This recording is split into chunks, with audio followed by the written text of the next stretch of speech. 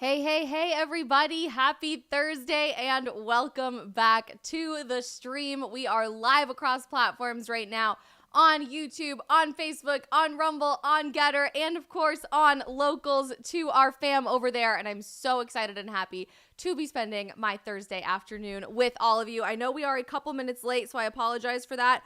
My fiance forced me to drink Theraflu PM last night because I haven't slept well for the last several weeks. And let me tell you what, it knocked me out. So all day, I'm still kind of playing catch up from the best night of sleep that I've had in a very long time last night. Hence why we are a couple minutes late today, but we're going to have all kinds of exciting stuff to talk about. Nonetheless, please take a second really quick if you haven't already and introduce yourself to us and where you're watching from.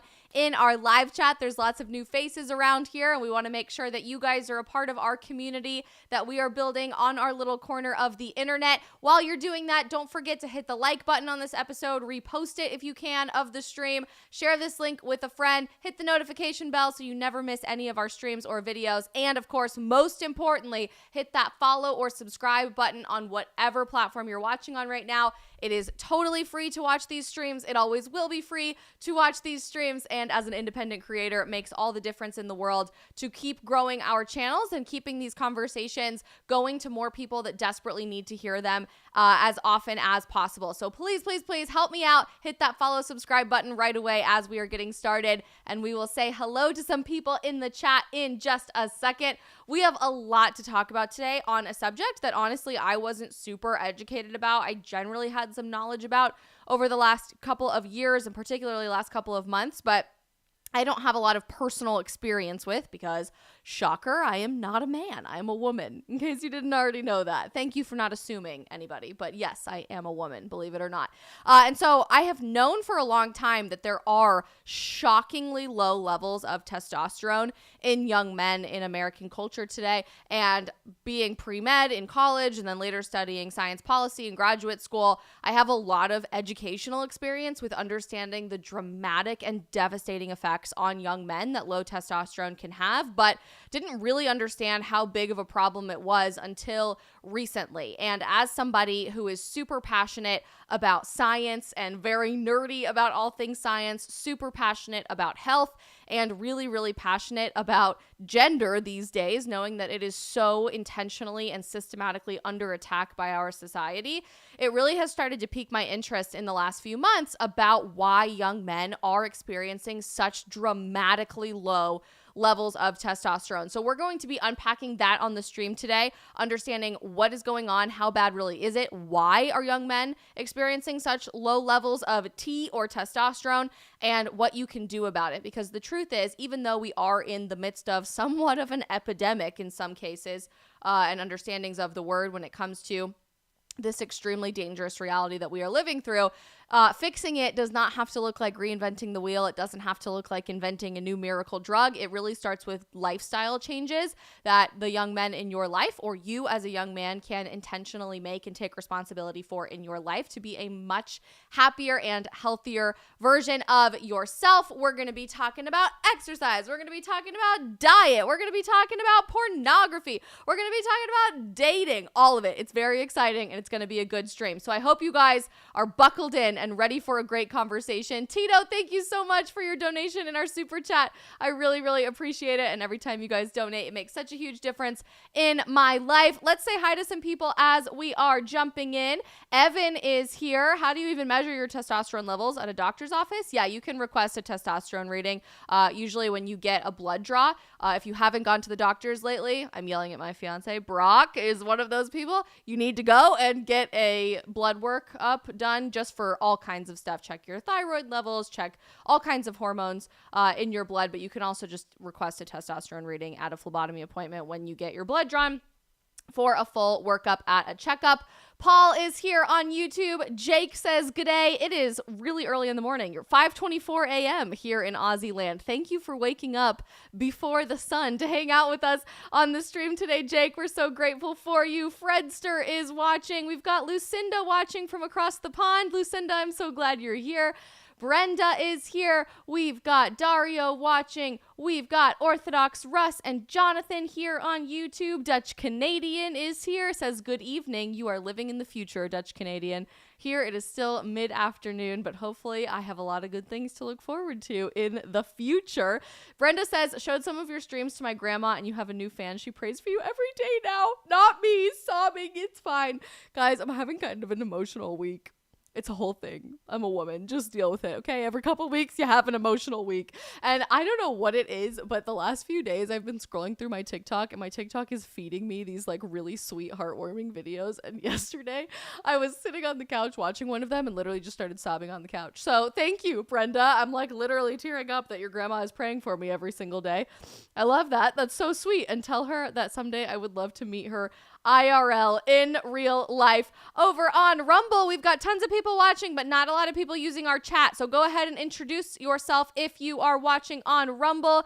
Getter is in full force. Nitty Witty, Magic Def, SC Mountains, Dylan is here. We've got Estefan watching and many others. And of course, on Locals, Mountain Lover, Brian, Emrock, African Warlord, Alex Padron. We've got... I'm scrolling back up to make sure I see everybody. It's mostly just you guys in the chat. Ethan's here and many others. You guys are the best. I love you guys. And we have a lot to talk about, so let's jump right in. But I do just want to say up front, I am not going to pretend to be the expert on men's health. I would like to consider myself more educated than the average person on men's health, but I am not a man. I am not here to tell you every single thing that is exactly correct for you to be doing to take ownership of your health. As a young man, I'm just trying to expose on this stream some really disturbing trends that we have started to observe in America. And if we don't start to take responsibility and take hold of empowering young men to take ownership for their physical health, I think we're going to be in a really devastating place within the next few years. Dario, thank you so much for your donation in our super chat. And you say hello from Switzerland. So cool. Definitely on my list to come visit your beautiful country. I have always wanted to watch. So just want to say up front, if you guys are feeling like this might be applying to you in any way, shape, or form with what we're talking about today, none of this is meant to be a condemnation. None of this is meant to call you names or silly or stupid or fat or you don't take care of yourself or any of the above.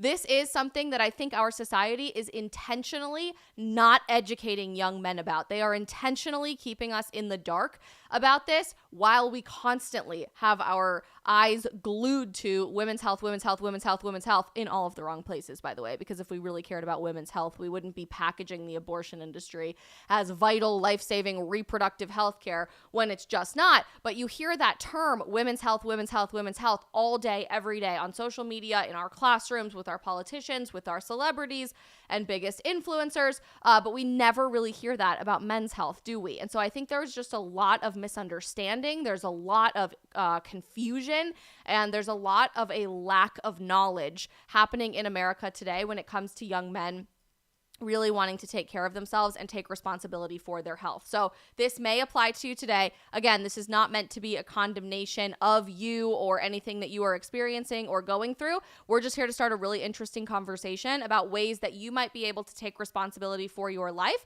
or this is information that you can share with a young man in your life, your boyfriend, your fiance, your husband, your dad, your cousins, your friends, etc., that they just might not have access to this type of information anyway at the end of the day. So we're going to jump right in, okay?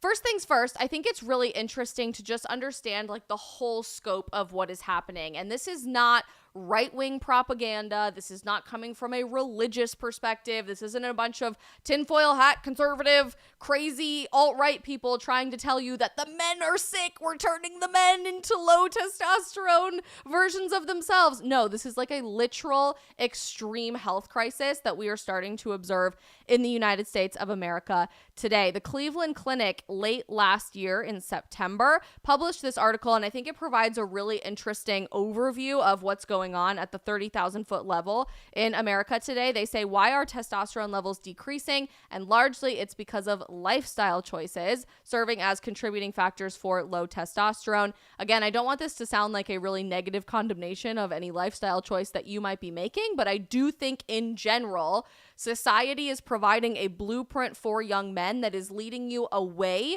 from taking ownership of your health and leading you towards a really unhealthy future where you have to be dependent on other things, be it big pharma products and pharmaceuticals, be it a government handout program, be it pornography businesses where you are paying money in order to experience true intimacy instead of experiencing that for yourself. Those lifestyle choices that you might not even be realizing is a conscious choice that you are making, but instead is just the cool or the normal thing to do, might be contributing to low testosterone levels in your life. Interestingly, I like how they put this. When it comes to testosterone levels, the Cleveland Clinic says, odds are you don't measure up to your father. Studies show that age-specific testosterone levels in men have been in a slow and consistent decline for several decades. Researchers call the changes alarming from an evolutionary point of view. So why is this happening, and can the trend even be reversed? They specifically interview Dr. Pantalone, who is a DO and an endocrinologist. If you don't understand what that means or you have no background in science or medicine, they study the endocrine system or your hormone signaling system, testosterone being a hormone, obviously. So this is the expert on the subject that they have provided to us. What is considered low testosterone? Period, end of story. Before we get to the numbers, let's start by gaining an understanding of what we're talking about. Testosterone is an androgen or a sex hormone. Everybody has testosterone in their system, okay? Not just men. Women have testosterone in their bodies as well, but the levels of testosterone in young men are usually significantly naturally higher in men rather than in women. And if you are a healthy man versus a healthy woman, a healthy man should expect to have significantly higher testosterone levels than a young woman. That is just the baseline reality for health between the genders with your androgens or your sex hormones. Similarly, men have levels of estrogen in their bodies as well, just like women have, but women are going to have significantly higher levels of estrogen than men have at the baseline metabolic rate for your body to experience all of those things, okay? Low testosterone or male hypogonadism. If you see hypogonadism, that typically just means that you have low testosterone. On the other flip side of the coin, hypergonadism would mean that you have really extremely high testosterone. It's also called low T, is a condition where your testicles do not produce enough testosterone in a male body. A low testosterone count in your blood, so that's how you measure that if you just go to the doctors and you get a checkup and they take a blood draw or whatever, is usually considered for adults anything below 250 nanograms per deciliter. If you don't remember your science measurements very much, a nanogram is very, very small. This is a really small measurement, period, like really difficult for you to understand with your naked eye or in the laboratory, but that's why we have scientists help us with these things. The American Urology Association says it's a bit higher, and they like to see 300 or above nanograms per deciliter of testosterone. But just generally speaking, if you're in the 250, 300 or below nanograms per deciliter measurement for testosterone in your bloodstream, you probably have low testosterone. It's an unhealthy amount of testosterone as a young man. So average testosterone levels are now considered really low in society. The Cleveland Clinic reminds us that as you get older with each passing year as a man, it is really normal for your testosterone levels to decline, to decrease as you age. And usually after you turn 30 years old, you usually have a drop every single year of about 1% when it comes to your testosterone levels in your blood with each passing year as you get older. But there are societal changes, not individual changes, but societal changes that are happening across the board where we are consistently seeing lower testosterone levels than we would expect for all of society unrelated to age. Not necessarily for the individual, but for everyone across the board unrelated to the aging process. And it's largely because of two specific factors feeding into that. Number one, excessive weight or obesity, which is becoming significantly more normal with each passing year in the United States of America. So normal, in fact, that a different study I was reading a few weeks ago says that like 90%, don't quote me on this, it's not an exact quotation here, but like 90% of upwards of 90% of Americans might be diagnosed with type 2 diabetes within the next 50 to 100 years because obesity has become so unbelievably normal and we cannot process the food that we are eating. And then the second factor would be related health conditions related to excessive weight, which is a really alarming trend from a long-term perspective, and you start thinking about the bigger societal implications of a decline in testosterone. There are a million different reasons that this societal level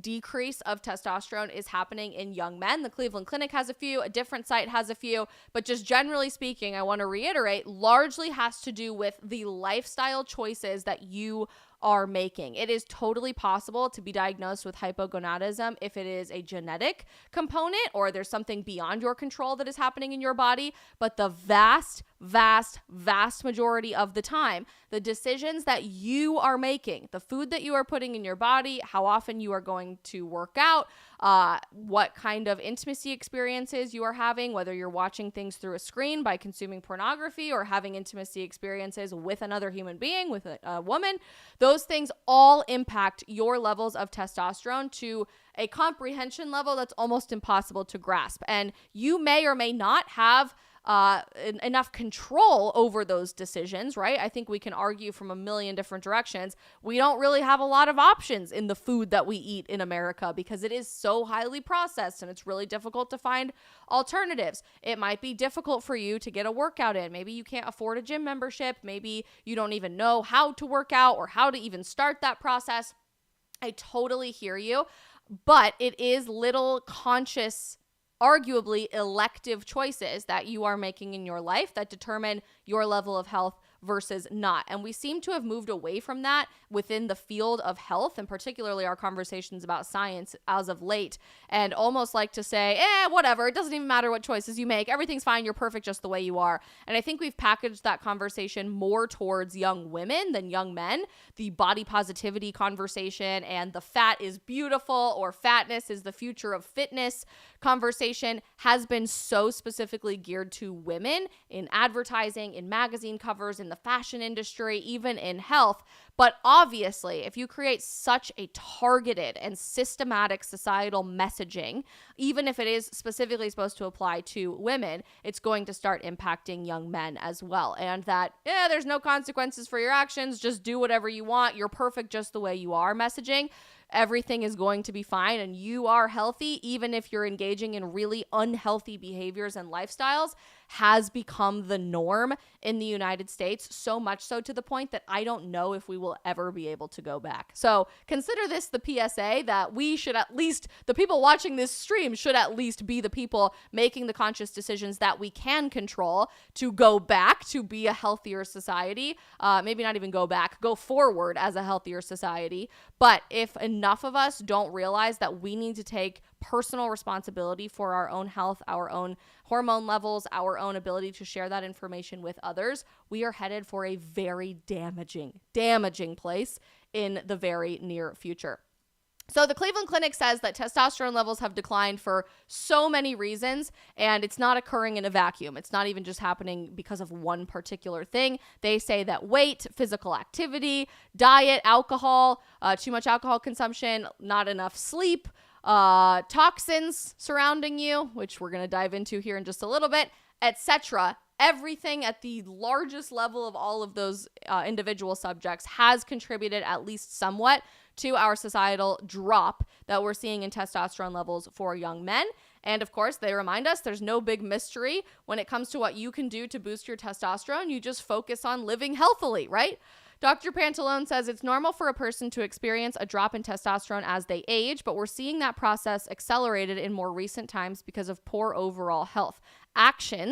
Choices are compounding the problem. The good news, if you're concerned about your testosterone, making basic lifestyle changes like exercising more and eating better can improve your numbers. Plus, you will be healthier overall, which is always a positive benefit, right? And I think that alone is just really crazy information to try to process, right? If your dad is going to statistically have better testosterone levels than you, there probably are infinite societal implications of what is causing that extreme low level of T in the next several generations. And MetaChecks, which is a really interesting blog about health, just generally speaking, in science, put together such a fascinating analysis of this that I really wanted to dive in and share with you as well. They say, why do Gen Z and millennial men have lower testosterone levels? Odds are your grandfather had higher testosterone levels than you, but why?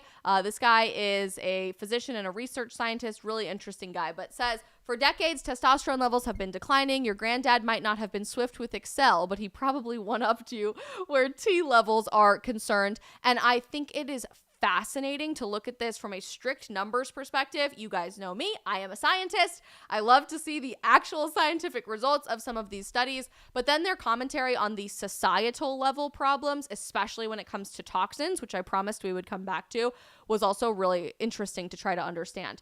MetaChecks says the generational decline in testosterone is really significant from a numbers perspective. The average testosterone level of a 60-year-old man in 1987 was around 17.5 nanomoles per liter.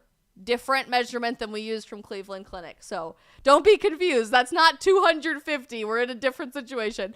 That was according to a 2007 study in Massachusetts. If you compare that with a 60-year-old man in 2002, that level was closer to 15 nanomoles per liter. Based on this, average testosterone levels in men are declining by 1% every year, give or take. And that 1% decline is different from you as an individual declining 1% after the age of 30. That means societally, if you're looking at men of the exact same age, year after year after year after year, your testosterone levels at the societal level are going down by 1%. So if you think about a man who is 30 years old to the time that he is 60, experiencing an annual 1% drop in testosterone rates every year because of the natural process of aging, let's say he has a level of 100 by the time he is 30, which is obviously very low, but we're just coming up with even numbers here. He is going to lose 30 of that 100 percentage points by the time he is 60 years old. That's normal for the normal aging process of men. But now think about 30-year-olds 30 years ago and 30-year-olds now. They're starting 30 percentage points lower than they were at that time, which is catastrophic to think about. You're looking at someone with a 60-year-old testosterone level at the age of 30 compared to a 30-year-old 30 years ago. Wild, crazy to try to wrap your head around that. And I'm not the best at math, so if that didn't really make sense, it made sense in my head, okay? Researchers were carrying out some studies on Finnish and Danish populations, and they're showing the same trend in Europe. And even more recently, a large-scale study of Israeli men has shown how average testosterone levels have dropped by over 10% across almost every age category between 2006 and 2019. Of course, we can't know for sure that that's going to happen for 60-year-old millennials and Gen Zers, but it's looking extremely likely. And what's really concerning about this, I want you to understand, low testosterone has all kinds of problems in and of itself, right? If you are experiencing low testosterone in your body, you probably might also be experiencing erectile dysfunction. You could be experiencing a really low sex drive. You could be experiencing chronic fatigue and countless other issues from a physical health perspective in your body. But if you are experiencing low testosterone, and this is a really important one when we start putting our thinking caps on, that's what I'm going to start calling our tinfoil hats, our thinking caps, because that's a little bit of a cuter, more politically correct version of saying what we usually say. When you start putting your thinking cap on and wondering if there's any intentionality by the people who control all of the products that we buy and the food that we consume and the medicine that we need to take out of necessity, what would a benefit be to lowering testosterone levels across the board societally? It starts showing up here. What's concerning, MetaChecks says, is that testosterone levels aren't the only problem. Sperm counts are dropping significantly, and some reproductive disorders like testicular cancer are on the rise. Even men's grip strength has declined. So what's really going on? I wonder if all of these people that are going out of their way to disavow the structure of the family and try to convince everyone that you should never have children because it's bad for the environment, or it hurts women's careers, or it's going to hold you back from achieving all of the things that you want to do in your life, or even saying the quiet part out loud, they're not your children, they're our children. I wonder if there would be a benefit to dropping sperm counts and making it more difficult for people to conceive a child. I wonder if all of the people that are saying let's get rid of the family structure and families are evil, meaning that they are the same people, if we look at their societal position in what's going on right now, who are funding projects like Big Pharma. I wonder if there would be a benefit to you needing to purchase thousands upon thousands upon thousands of dollars in cancer drugs and chemotherapy and radiation treatment if you were diagnosed with testicular cancer. All of these things seem so unbelievably connected to me because I've started thinking about this at the larger societal level, but there are clearly other implications here that we have yet to dive into fully because nobody even wants to acknowledge that this is happening, that the low testosterone is happening, let alone what the societal implications might look like, which is really crazy.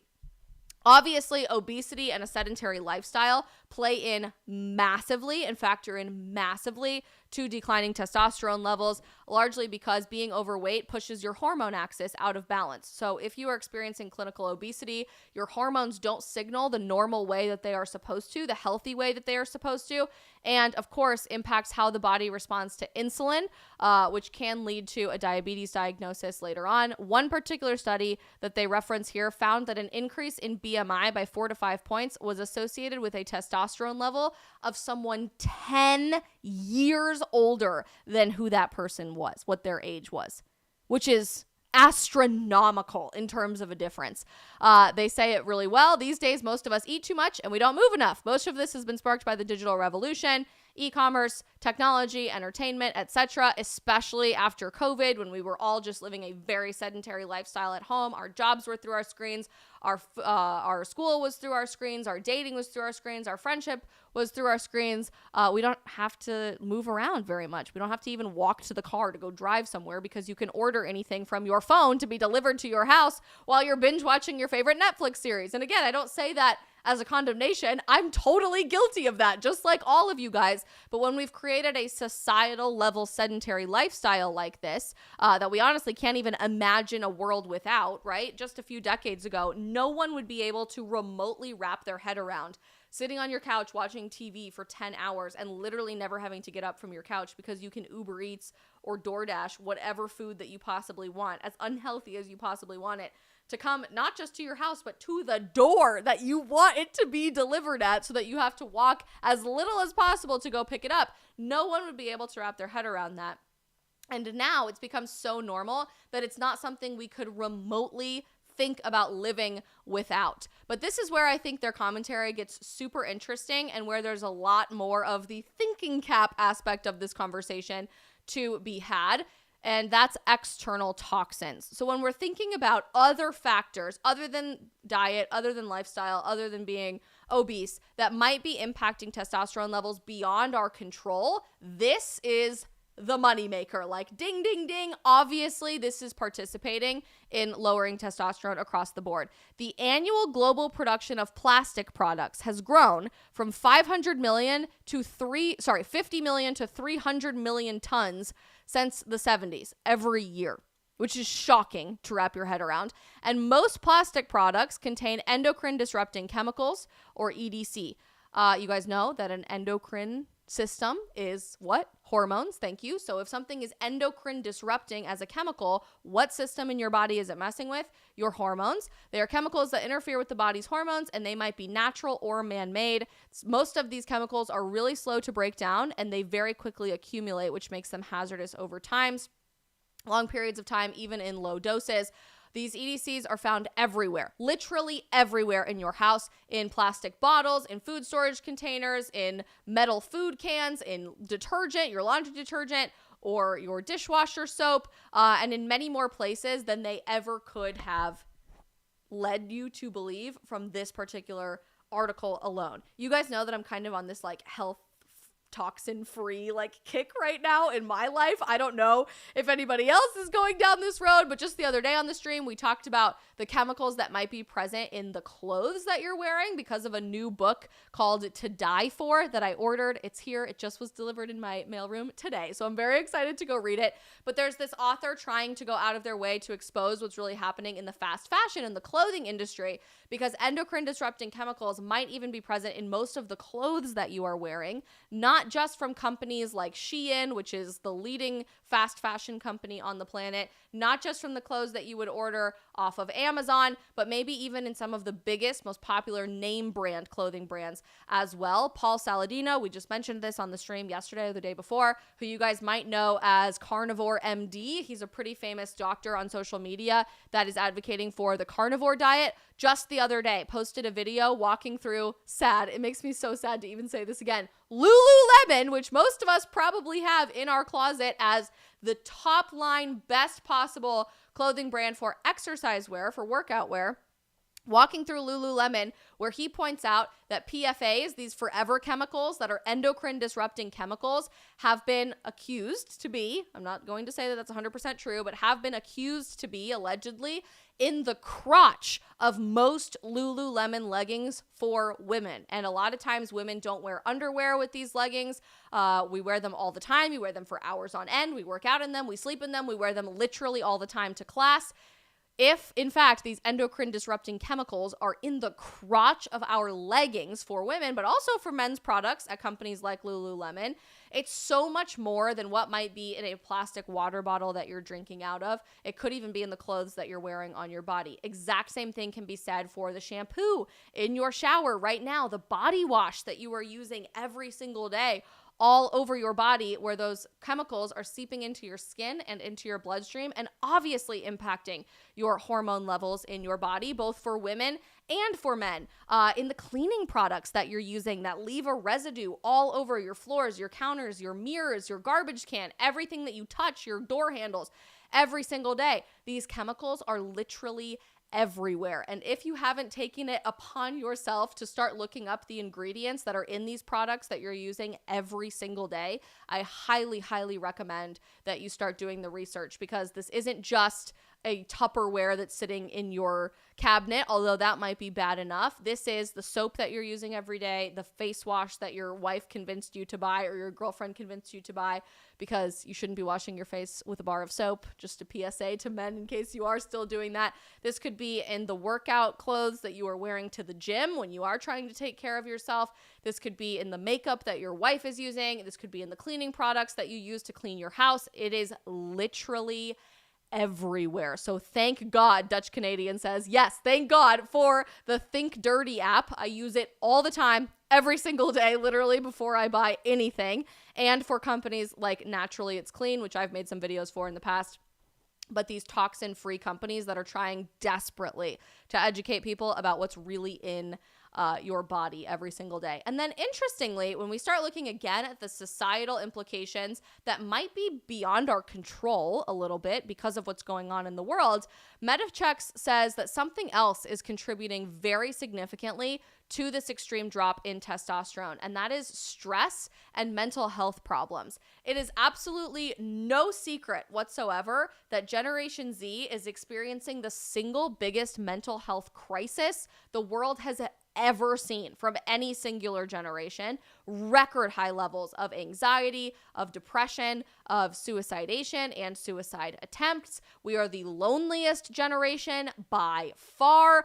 We feel like we have the least societal purpose and meaning, and we're hoping for something to have purpose and meaning in, and we're looking for those things as intensely as we can.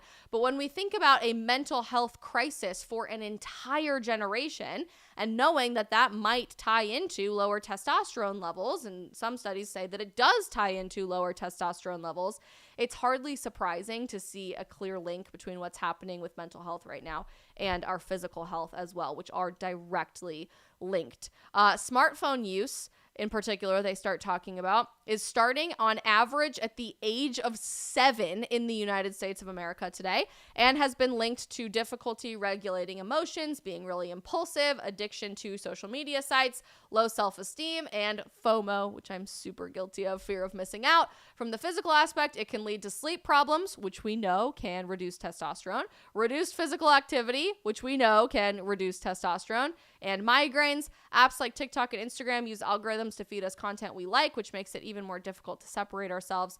I would argue there are tons of upsides to smartphones and social media. For example, we're having this conversation thanks to social media right now, and I think that digital communication allows for us to draw attention to hugely important issues that the mainstream media is not even remotely interested in contributing to. So there's just one positive factor of social media. I think social media gets a really bad rap, but it's a tool, right, that can be used for good or can be used for really bad or be exploited for really bad. So understanding how to navigate that is hugely, hugely important. And they like to remind us that testosterone is hugely important. It is essential to men and maintaining male characteristics like building muscle, regulating your sperm production, growing body and facial hair. And if you don't have enough testosterone, you can experience chronic fatigue or reduced sex drive, just like the Cleveland Clinic told us. So all of those things are factoring into low testosterone levels in men. And I promise we're getting to the punchline very, very soon. But this one might be the one that surprises you the most, because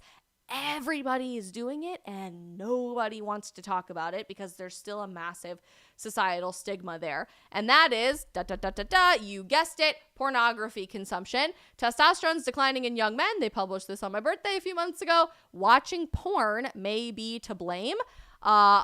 As you know, testosterone maintains your sex organs, your muscle mass, your red blood cells, bone density, etc., but it's experiencing really low levels for the next generation of young men. And I want to get right to the meat and potatoes of this article because it's hugely interesting.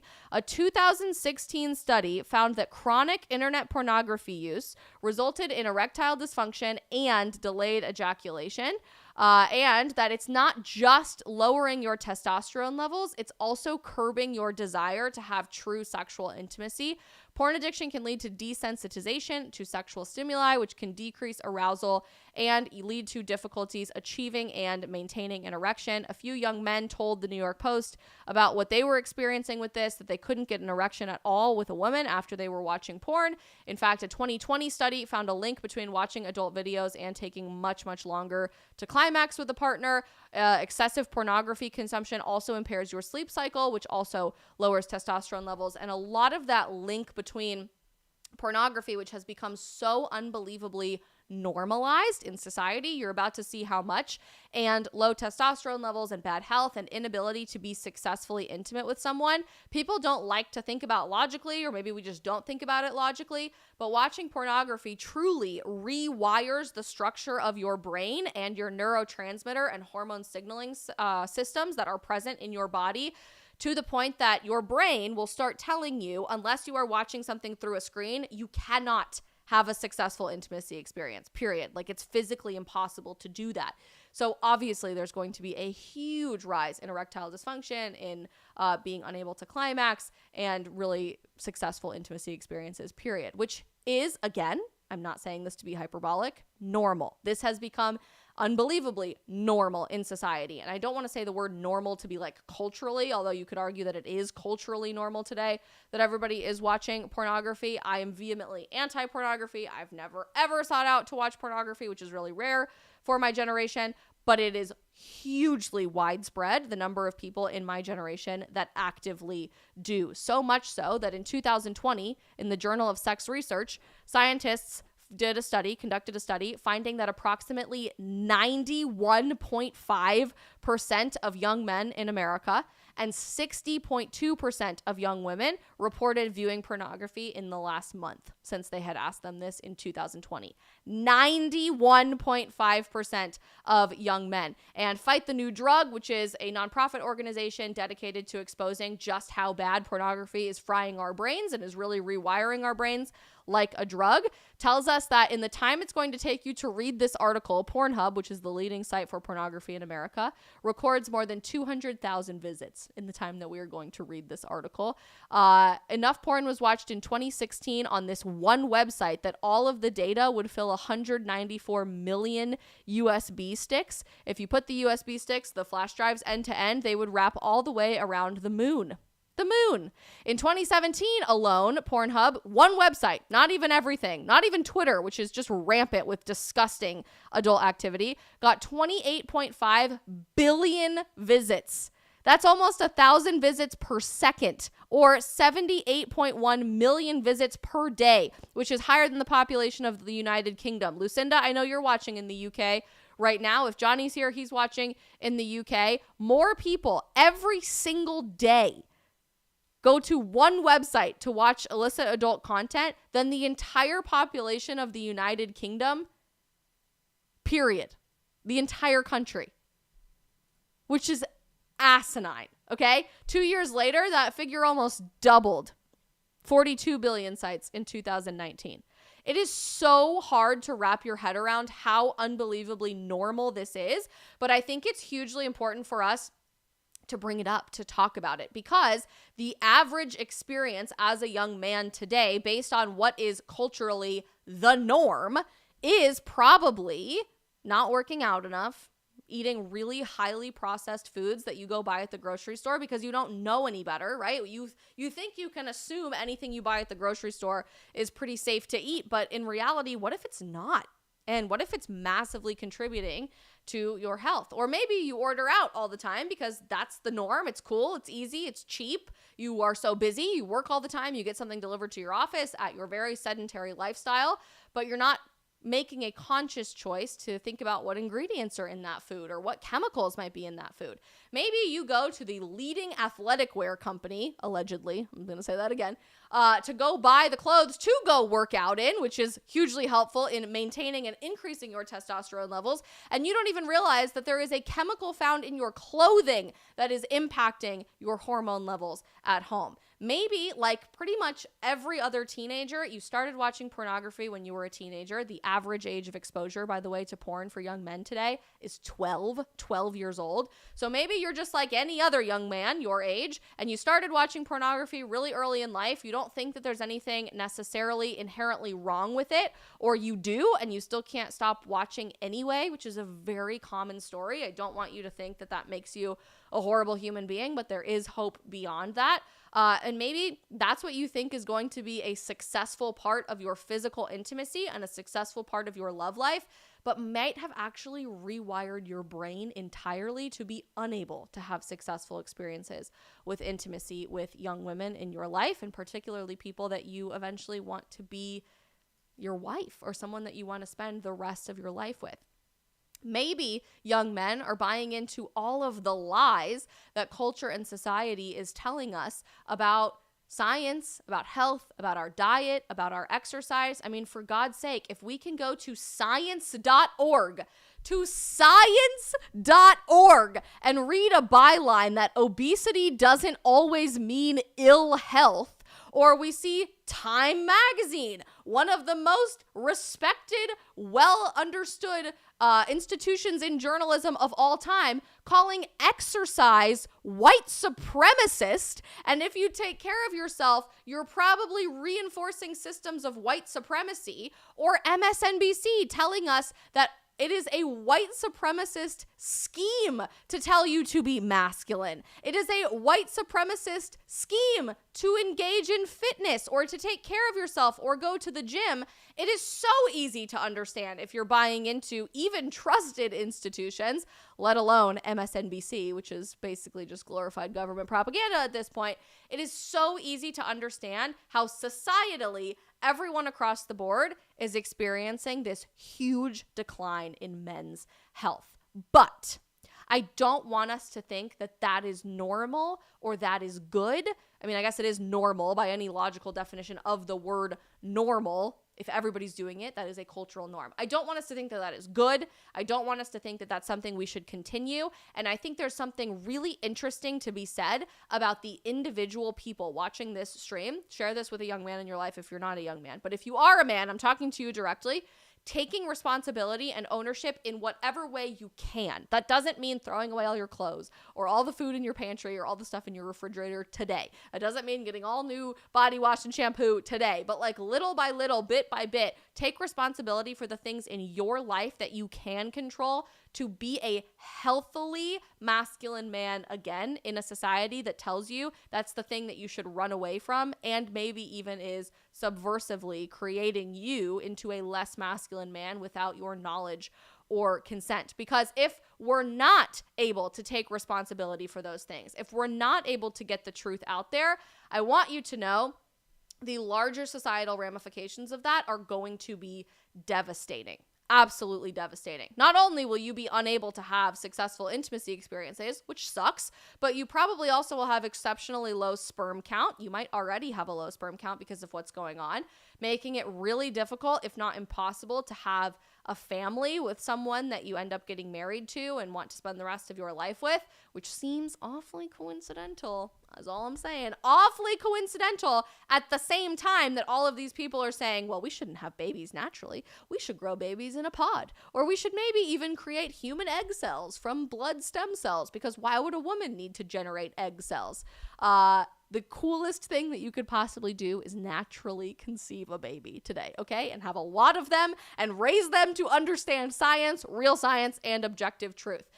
All of these implications might mean that your personal health suffers and that you have to be a slave to needing to buy thousands upon thousands of dollars of big pharma products, creating you into an unintentional customer for the rest of your life and massively decreasing your quality of life over time, which is pretty much the last thing that any one of us would want, right?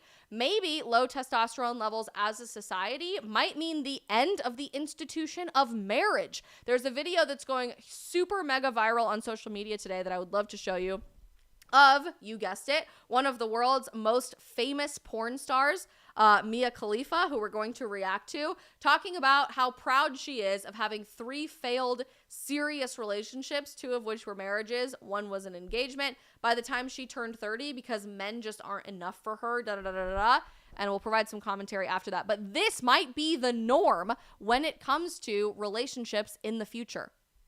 Oh, we're comparing stats. Baby girl doesn't know that I am Tom Brady at this game. Married at 18, divorced at 21. Second marriage, married at 25, divorced at 28. Third engagement, engaged at 29, ended it at 30, but I kept the ring. I'm still keeping Tom Brady on his toes. That is literally the opposite of a flex, okay? 2 failed marriages and a failed engagement by the time you're 30 is not a flex. We should not be afraid to leave these men. We are not stuck with these people. Marriage is not a sanctimonious thing. It is paperwork. It's something, No, it's not. It is not paperwork. Oh my God, I have so much to say. The commitment you make to someone. But if you feel like you're not getting anything from that commitment and you're trying, you gotta go. You gotta go. You have to go. I know it's difficult to fill out paperwork and to make appointments and to do all of these things, but this is your fucking life. Do you want to be stuck with someone? Period. Do you want to be stuck with someone? The irony being that this woman has made an entire career becoming uber successful monetarily and famous from any country on the face of the planet by selling her body and becoming Pornhub, that website that we just mentioned that's getting more clicks per day than the entire population of the United Kingdom, becoming Pornhub's #1 female creator. Now she's an OnlyFans creator because she quit pornography a few years ago, but now she's on OnlyFans, which is basically the same thing. The irony being, this woman who's engaging in the industry that is rewiring the brains of largely men of these next generations is saying that men are not enough and men aren't worth committing to and men should just be left because, girl, you just need to leave. This is your effing life. You should just leave. You should get divorced because it's just a piece of paper. When she largely contributed to the problem that she probably is experiencing in her marriage with a lack of intimacy or lack of communication or just erasing masculinity from society, period, which is exactly what the porn industry is dedicated to doing. Maybe generationally low levels of testosterone might create relationships that look like that instead of the beauty of marriage. So I think it's interesting to just take this to the what do we do about it conversation. Obviously, if you're a young man, research what you can do in your own life and the decisions that you can start making consciously to improve your testosterone levels, because sadly, chances are, no matter who you are, no matter how much you take care of yourself, your testosterone levels probably are lower than your father's were at your age or your grandfather's were at your age. So make a doctor's appointment. If you haven't been to an annual checkup, it's time to go to an annual checkup, women too, but especially men. Go get your blood drawn and measure your levels of testosterone, like step one, and then start researching what makes sense for you in the changes that you can make in your life to be a conscious consumer and to take responsibility for your own health. That might look like changing up your diet. That might look like buying different products that you use in the shower for your shampoo and conditioner and body wash and soap. That might look like getting new cleaning products for your house or researching non-toxic clothing companies. That might look like creating a workout routine that you actually try to stick to, not going 0 to 100 immediately, but at least being consistent. It might look like finally seeking out some help for a pornography addiction that you're dealing with. And again, there's no condemnation here as any part of this stream, but I hope that this is a wake-up call to some people who really need to hear it, that you can't keep living this way and still expect to be healthy. Because if you do keep living this way, you probably are going to start experiencing chronic fatigue, a whole host of health issues related to obesity and too high of a BMI. You probably are going to experience low sperm count. You probably are going to have a really hard time having successful intimacy experiences. I say this because I care about you and I want the best for you. How we are living life today for young men, which basically has no emphasis on health whatsoever, is not okay anymore. And we have to refuse staying here. We cannot stay here. We have to take things forward into this next generation in legitimate health and legitimate responsibility. That is step one. But beyond that, how do we start rebelling from a society that encourages pornography consumption, that has toxins in everything, that doesn't want to even tell you that there is a health crisis going on? You don't see anybody in the mainstream media talking about this, so thank God for social media. How do we ensure that we start bringing back the value of important committed relationships and marriage and family? What can we do consciously to rebel and be countercultural against a society that is seeking our own destruction and our own demise? And I love what Cleveland Clinic had written about this. It's not rocket science, right? It's not an extremely difficult thing to wrap your head around. This is how they phrased it. Fixing just the testosterone level, there's no big mystery here. There's no big mystery in fixing your testosterone levels, but there's also no big mystery in rebelling against our very broken society. It starts with making the little conscious choices and then the big conscious choices that we can control to change cultural norms and societal norms day by day by day. Number one, stop eating processed garbage crap. Just do it, okay?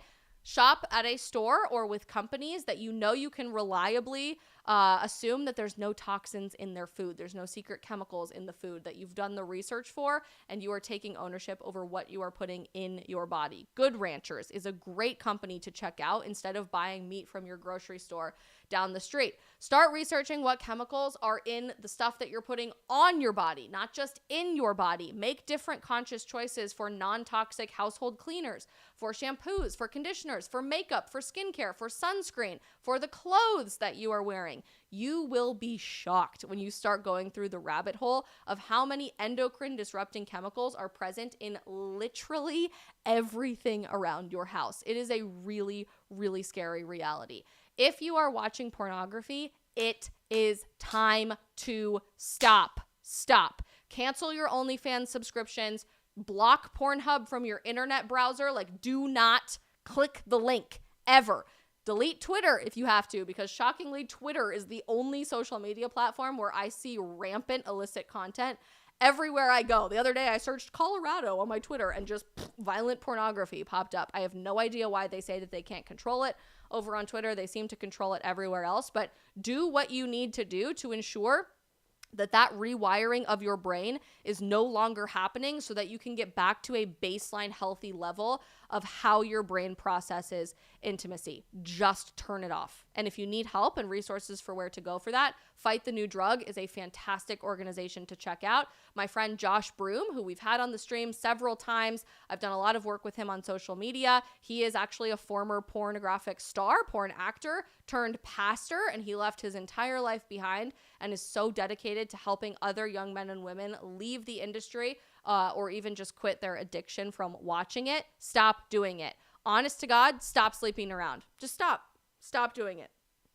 Reserve your intimacy for an experience with somebody that you are dedicated to having the rest of your life spent with that person. Intentionally pursue someone. Stop hooking up with anything that moves. Stop going on as many dates as you possibly can in a short period of time. Delete your dating apps if you have to. Go out of your way to find someone that God has designated for you. Be courageous and actually fall in love with them. 100% head over heels to give your whole self to that person and get married. Not for what Mia Khalifa says is just a piece of paper or a stupid institution, but actually for a lasting commitment and covenant between you, that person, and God to build a foundation of a family. And after you get married, have kids, a lot of them, the natural way, not in a pod in a laboratory in Europe or from stem cells harvested from blood to turn into egg cells, which we talked about on the stream last week, but naturally conceive a child. Why would we take the fun part out of making babies anyway? I've started thinking about this lately and it just blows my mind. Like our society's like, well, we don't need to naturally conceive children. Why would we do that? Because there's a good part associated with it. Why would we want to get rid of that? So don't get rid of it. Be courageous and start having kids and educate them as they grow up in faith, in objective truth, in science, in morality, in our incredibly broken, sinful, and angry world. And then, most importantly, just tell the truth. I am incredibly luxurious that I have the opportunity and the privilege every day to wake up and tell people the truth for my job, be it through a 15-second TikTok video or a 2-hour live stream or a Fox News hit. I was on Fox this morning, or writing a book. Not going to say anything there, or speaking to a college campus, or any of the above. That's my job. And I'm so unbelievably lucky that I get to do that. I'm so blessed that I didn't follow what I thought was going to be my trajectory in life by going to medical school and doing all of that. I'm sure I would have been a great doctor, but like God clearly had different plans for my life. And I'm very glad that I'm here today. But you don't have to do what I do to tell people the truth. You don't need to have thousands of followers on social media. You don't need to go on national television. You don't need to be a published author or a public speaker to tell people the truth in your life. The people that are in your community that you directly associate with, your friends, your family members, people that you go to church with, people who you sit next to in class, in college, those people trust you far more than they are ever going to trust me. Far more than they're ever going to trust me or Dave Rubin or Candace Owens or Brett Cooper or anybody else that they watch on social media, because they don't know us directly, intimately, right? They don't spend Thanksgiving dinner with us. They don't sit next to us in class. They don't live in the same dorm room as us. They do all of those things with you. And if you can share the truth with the people in your community, even if it's not to thousands upon thousands upon thousands of people all at the same time, that's how we are able to start changing the tide of culture. Because when we can build that sense of collective trust in one another, understanding what is truth and what isn't truth, and separate the lies from reality, that's where we can start to bring that back as a virtue in society again. That can be so simple. It could be raising your hand in your class and telling your professor that they're full of shit. Excuse my language, but it's true because there's a lot of professors out there. That could be posting something on your social media to the 100 people that follow you but are your friends and family and really desperately need to hear it. That could be organizing an event on your campus or taking someone out on a date and talking about this stuff on a date. Don't freak them out on the first date, but like have these conversations over coffee at the holiday Thanksgiving dinner table or Christmas Thanksgiving dinner table. Apparently we are less than 150 days to Christmas, by the way, which I'm absolutely ecstatic by. So there is that. But there are infinite ways that we can start bringing reality back to the upside down, insane nightmare that we have been living through lately. And it has to start with every single one of us, because I can host as many streams as I possibly can on subjects like this, but I can't do it by myself. And unless we are all willing to pick up this mantle of truth and bring it back into society, we're not going to have a lot of opportunities to do so in the very near future. So men, hit the gym, eat some good food today.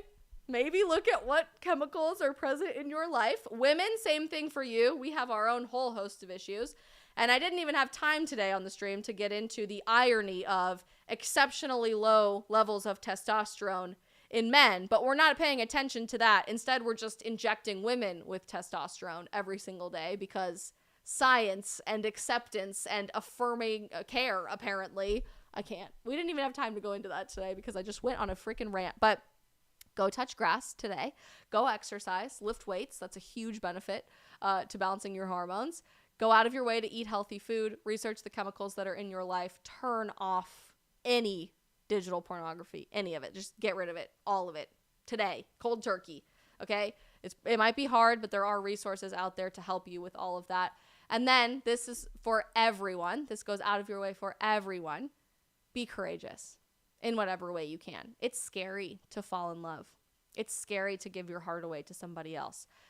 But isn't marriage beautiful and worth it? Real marriage, not all the stupid failed marriages of a porn star. Real marriage is beautiful and it's worth it, even if you've had your heart broken in the past, even if it's scary to give yourself to someone else. Fall in love. Have kids. Even if you're not 100% sure if you want them, they are a blessing. They are a purpose. Not everyone is meant to have them and not everyone will have them, but there is something so unbelievably selfless and giving to the next generation to teach truth to those who desperately need it. And if every single one of you who's a Gen Zer watching this has 3 kids or 4 kids in your life, imagine all of the other people that we will be creating to help us in the purpose of bringing truth back into the world. Touch grass. Turn your screens off for a little while today and go outside and experience connection with nature and something real and something tangible. The wars and the cultural battles that we are fighting on here are hugely important, but we can't let this encapsulate our entire identity. We have to have a firm foundation and a grounding in something bigger than the internet and electronics. And of course, tell the truth. It can be really scary to tell the truth to a world that is rejecting that very concept, and you might get called really crazy names because of it. You might lose some friendships along the way. You might lose your job. You might have your own physical safety threatened. Believe me, I have been there. I have lived through the worst of what happens when you try to tell the truth to a world that is rejecting that very concept. I've been attacked by Antifa. I've had my address doxed online. I've had more death threats sent to me than you can possibly even begin to wrap your head around.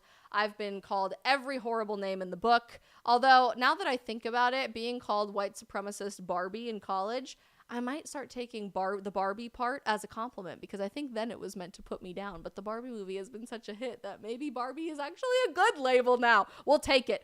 We'll take it. I have had all of that and more happen to me over and over and over again. But if you are willing to tell the truth to our very broken world, not only is that expected, it is promised. Far before I am ever a nerdy scientist, far before I am ever a conservative or an American or interested in all of these cultural issues, I, for one, am a Christian, and that might not apply to you directly, but is the most important foundational aspect of my identity. And I think for so long, Christians in America have been so used to being normal. Like, Christianity was always really normal in society. It was the norm to go to church on Sundays with your friends, to have the big fried chicken barbecue right after and watch college football every weekend. And like, that was life.